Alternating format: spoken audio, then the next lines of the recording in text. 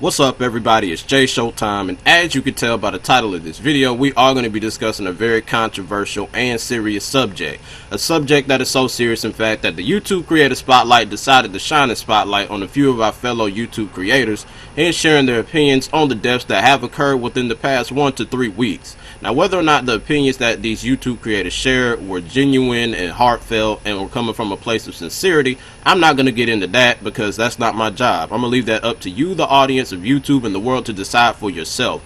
But what I will do is share with you my opinion on the subject, and hopefully you at least see where I'm coming from if you don't agree with me by the end of this video. So 2 disclaimers before I get into the video. Number 1, if you have any emotional filters, I highly suggest you to either turn them off or leave the video if you feel as though you have an inability to turn them off, because we like to deal with facts, logic, and rationale and all of that good stuff around here. The second thing that I want to say is that I am neither a part of the Black Lives Matter movement nor the Blue Lives Matter movement. And I know at this point in the video, you're probably resisting the urge to pound the tuna salad out of the dislike button. But if you walk with me to the end of this video, I can almost guarantee that you will see at least where I'm coming from, whether or not you agree with me. So with all that being said, let's get right into the video. So before I get into this video and break down certain things in great detail, I feel as though it's only appropriate that I give you a certain type of information prior to me doing such, so that you will understand me a whole lot more clearly. And the first part of this information that I want to divulge to you is that there are at least 3 components that compose every single movement that has emerged out of whatever abyss or seed that it has emerged from, and any movement that decides to emerge in the future. And the first of these components is the explicit definition, right? And this is a word or group of words that has been put together that has its own explicit, individual, independent meaning, aside from the twisted, demented, and corrupted usage of the definition of this particular word or words that a movement may use for its own personal, selfish agenda and purposes. Which leads me to the second component, which is the implicit or connotational like definitions. And this can be in harmony or in congruence with the explicit meaning of the title of the movement, but more times than none we find that it is a complete contradiction or derivative of the explicit meaning of the title of the movement. Which leads me to my third and final component that I want to mention to you, which is the perception that people have when they hear of the movement or see the movement. And I know that's a lot of information to digest, so what I'm going to do is present a specific example to you so we can put in context the information that I presented previously in this video. So let's use the movement Black Lives Matter as an example, since that is the movement that is in fact in the title of this video, as well as the movement that you're either a part of or picking apart to pieces nowadays. So if you were to ask somebody on the street who has respect for their fellow man and fellow woman and believes that everybody is created equal regardless of their race, nationality, or ethnicity, the question, do Black Lives Matter? Their response to you would be yes, Black lives do matter. Now if you were to follow that question up with the question, which Black lives matter? Their response would be all Black lives matter. And this therefore means that no matter who is the killer, no matter what is the race of the killer, no matter what is the job occupation of the killer, or what the cause of the murder of this black person was, we are going to fight to eradicate all forms of murder of a black person. This is what the explicit definition of Black Lives Matter means. But if you were to have a conversation with somebody who was in Black Lives Matter, their response to you would be, well, Black Lives Matter is just fighting the unjust and unlawful police brutality and killing of African American individuals. So as we can see, there's a paradox or a contradiction here. And another paradox or overlap is when you have the situation when a black officer takes it upon himself to unlawfully or unjustly kill another African American individual who may be a civilian, a commoner, or a criminal.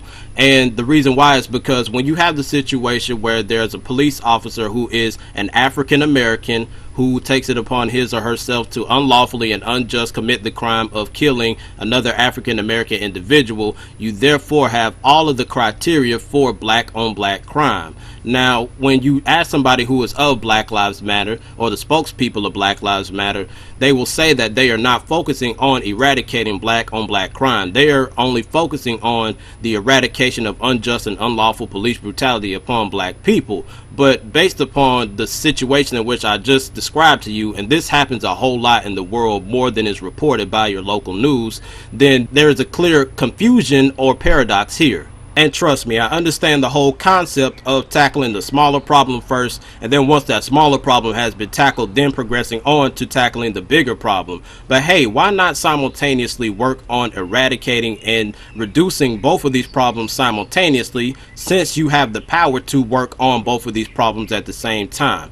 I don't see what's the problem in doing that. But I have to really admit to you, it looks very bad on the movement when somebody asks the spokesperson or spokespeople of Black Lives Matter, well, what do you plan on doing or going about eradicating the black on black crime or the black on black murder or any of the other causations of the death of African American males? And their response is, well, we're not focusing on that. We don't care about that. We're only focusing on the unjust and unlawful police brutality upon black people, which, might I add, is not nearly as big of the cause of the death of black people as the other things that I have mentioned previously. So when somebody actually hears you make this response as a spokesperson of Black Lives Matter, in their mind they're thinking, okay, these group of people have decided to call themselves Black Lives Matter, but for some weird reason they are either completely ignoring or just completely unwilling to fix, eradicate, or even reduce what is the causation of the majority of black people's death in America, which is black on black crime and a whole lot of other things that is outside of police brutality that is unlawful and unjust.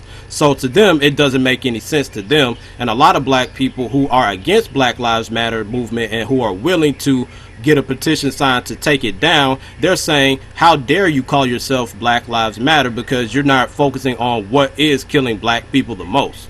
Now, the reason why I'm not a part of the Blue Lives Matter movement is a whole lot more straightforward and not elaborate, and that is because I feel like by me either choosing to associate or become a part of the Blue Lives Matter movement or the Black Lives Matter movement, what I am indirectly saying is that the killing of a police officer is a whole lot more justifiable than the killing of a black person.